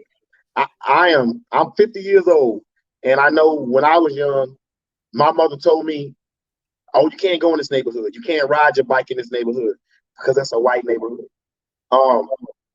The more things change, the more they remain the same. It's still like that. You can't look like me and have a nice car. You can't have locks because you know all of these things, they shouldn't be true, but they are true. I'm in management. And I have to watch what I wear, and I have to watch what I say, and I have to watch what I do. But nobody else has to do that. I have to watch what I can't show passion because I'm the angry black man. Just for being passionate. And it shouldn't be like that, but it is. So we have to, and it's not gonna change today. It might not change in my lifetime. But before my mother and father passed away, it was a joke for to have a black president. And that happened. So in time, things can happen. We just got to keep pushing. And again, I'm gonna be there the 18th with you guys. If nobody dies and the water don't rise, I found a $220 round trip ticket. I found that when I was on here, so I can afford that. To the Walker family, I pray for justice for you guys. I'm not far from there. I have and will come back to stand with you guys peacefully if that's what you guys want. If you guys change your mind and want some smoke, I'm there for that too. Tank, you know what it is. You know what it is with me. Look, I can get there fast. I can ride my bike to y'all, and I will. Thank you, bro. But yeah, not a problem. Everybody else in the call, I cannot wait to meet you guys in person. I'm like 6'2". I got good hair. I'm light skinned, but I just look like this on TV. But anyway, Mike, you know how I feel about you, young man. You my hero. You my hero. I love what you do. And to the two guys that on this show with us, man, we started this show mad. And now we need to start making people mad. So whatever you guys need from me, whatever anybody on this platform needs me. And if y'all doing something, let me know. And if I can come, I will. If I can't, I'll send some people. We got to start stacking up. When you make enough noise, when you're big enough, when you make a big enough mess, somebody got to come and clean it up. So we're gonna start making messes in these people. We're gonna start making messes, make them uncomfortable, and then that's when they have to do something. So, to you guys, I am here for you and with you on anything that you guys need. Mine, Demetrius, it is what it is. This year we're gonna be strong, long and strong. We're gonna be consistent on this thing, giving these people a platform and a voice, and tell them they don't have to be scared. We say what we say. It is what it is for me. You can't hurt me. You can't hurt me. I'm already hurt. I'm the underdog. I can't do nothing but win. All right. Thanks, guys. All right, and that just leaves me. I'm gonna keep it kind of quick, man. As Timmy just said, we started this thing because we were mad, and here we are, almost heading towards 2 years later. And I'll be honest, I'm still mad. I'm still mad that I gotta see this type of shit going on. Still mad I gotta keep dealing with it. My youngest son, who just turned 19 a few weeks ago, he has dreads, and he got a little beard now. So where you get that from? The mom side of the family? It's in the blood, bro. It's in the blood. It ain't white yet, though. But anyway, man, and Demetrius and Timmy know Jason, man. He looked like me, but he ain't like me. He didn't grow up like me. He didn't raise a bunch of hell like me. And a lot of things that go on in this world, a lot of things out there in the streets dealing with the cops and stuff, I can deal with. I just know, my son probably wasn't built for that. He wasn't built for that type of stuff. So, I have to, even at 19, I have to sit there and have that discussion with him. And you have to pray that you don't get that damn phone call. And so, to the Wright family, man, brother, I don't know how the hell I would be if I was in your shoes. I really don't. The strength that you guys have is unmeasurable. Because I know my first impulse would be to take some heads, and which would lead to me laying right beside my son, probably. But the strength that you guys have and have showed through this whole ordeal, with the way the world is, where even though you don't want to keep replaying it, the world keeps replaying that shit over for you. And then with Miss Shannon, where we can't even get the same support for Miss Shannon, for Fred Cox. They shut down the whole interstate when George Floyd was murdered down here, and we can't get that same support here, and this shit happens 20 miles away from me. And then with Miss Moody and her family, we going through it again right here in my home state. This is, it makes the world look at us and laugh at us. And what I can say to you guys, you families, man, is just continue to be strong. Because, you got 3 guys right here who going to use this platform and whatever means we need to support you. Whether it's showing up for marches or and these guys that have been murdered, they leave kids behind. What it can be just something simple as making sure they have a good Christmas present just from us. Because as Mr. Wright said, he gotta have that conversation with his grandchild. And that ain't no easy shit. That ain't no easy shit because you might have to take a damn drink to get yourself together before you have to sit down and have that conversation. So, all you guys, man, I want to thank y'all for coming on. Pressure, I definitely want to thank you for continuing to apply pressure. Your story itself, from the short time that I met you, from football to now, is amazing. I remember me and you out there not too long ago, going from precinct to precinct, making sure black voters wasn't getting shitted on. You know what I'm saying? So it takes many boots on the ground, but this platform ain't the biggest in the world, and it ain't but three of us. But that's 6 boots on the ground, and we're gonna bring it.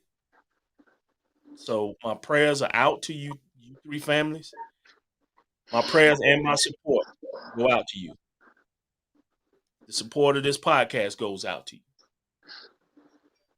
And again, I just want to say thank you guys. Thank all of you guys for coming on. I want to thank Miss Shannon for coming on. Please, Mike, when you get a chance, just check on her again. Tank, if you get a chance, check on her. I know she's dealing with a lot on an everyday basis. So, that's why, we went out of our way to make sure, Fred's kids got some toys during the toy drive this year. So, please check on Miss Shannon, and to the Wright family and Miss Moody. Please, if you cannot reach us, you cannot reach me, Timmy, or Demetrius, Pressure knows how to get in touch with us, or just subscribe to the Facebook page. We said what we said. We ain't nothing but a text message or inbox away. If there's anything we need to get off, you need to get off your chest. You need to say it to the world. As I said, we don't mind. We don't mind. And Miss Tanya James, I appreciate you coming on. You keep fighting out there in Arkansas. Can't stop, won't stop. Right. If it's just you by yourself, that's 1 more than 0. We're gonna I get out know the Little that's Rock. right. We're gonna get out the little. I don't think that I ever been to Little Rock. I think we might Come come on through there. down. Might Come come on through there. down. The weather's nice. Yeah, I don't like cold, but I'm still gonna come there and get some of that cold. I got a triple fat goose. And to Aesthetics, I think she Gonna need left. them on there. Oh, she's still there. I'm sorry. I've been holding her So I've been holding her in the waiting room for the longest. But if you're watching, let me get you back on so you can hear this. All right, Aesthetics. If you're still watching, I definitely appreciate the knowledge and the fight that you have. I honestly feel like some strong poetry or a book is in your future. So she went out again, but hopefully she she got a hears it. cricket phone. Well, there she go again. Let me get her back in here once she get her stuff up. But yes, she shows a lot of drive, a lot of knowledge. Like I said, I feel like she's gonna have a poetry or book or something coming out. So Aesthetics, you keep up that strong drive you have. I think we all see it in you. We all see it in you. So you keep that drive going. Hey, baby. Thank you. All right, y'all. On behalf of me, Timmy, and Demetrius, we definitely appreciate it. And you guys have a great, great evening. And thank you guys for joining us tonight. Power to the people. Thank Power you. to the people. Thank All y'all. See you power guys to the later. Good people. night. Have a good night. Yes, check the chat. Check the chat, y'all. Check the chat for My you baby get. said Check bye. the chat. Check the chat. What's in the chat? Bye, baby. Well, my contact info. Bye. Oh, okay. Yeah. Get the contact.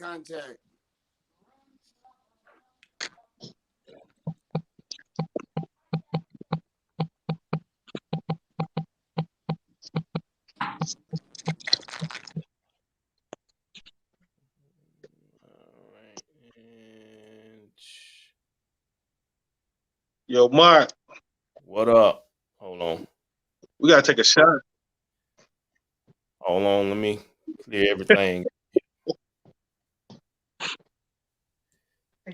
Oh, I gotta break my Don Julio out. Is that what we just said? Take two of us. Hold What? up.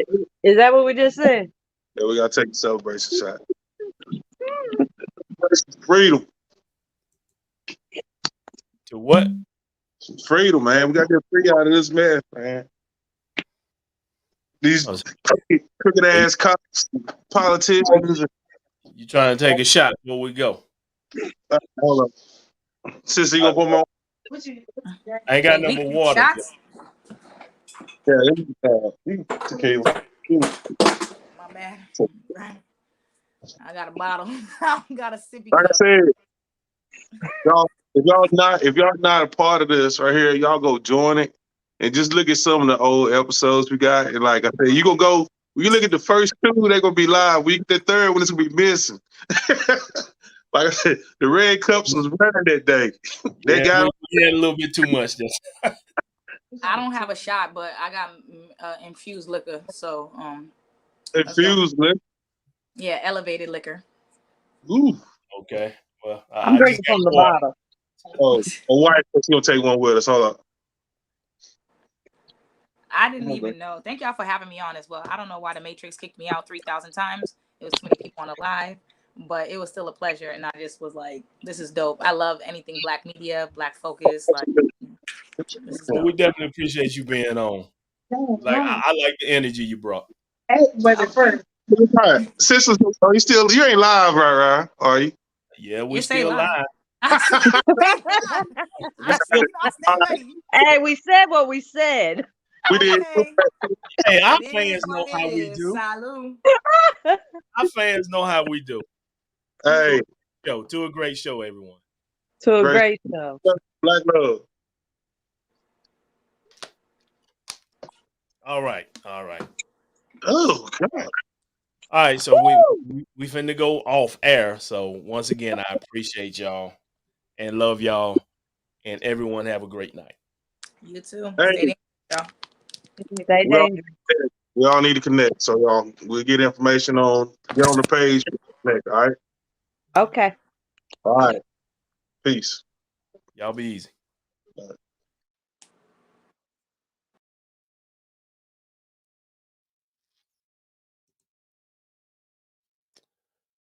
All right. Well, that's the show. I think Miss Moody is still on.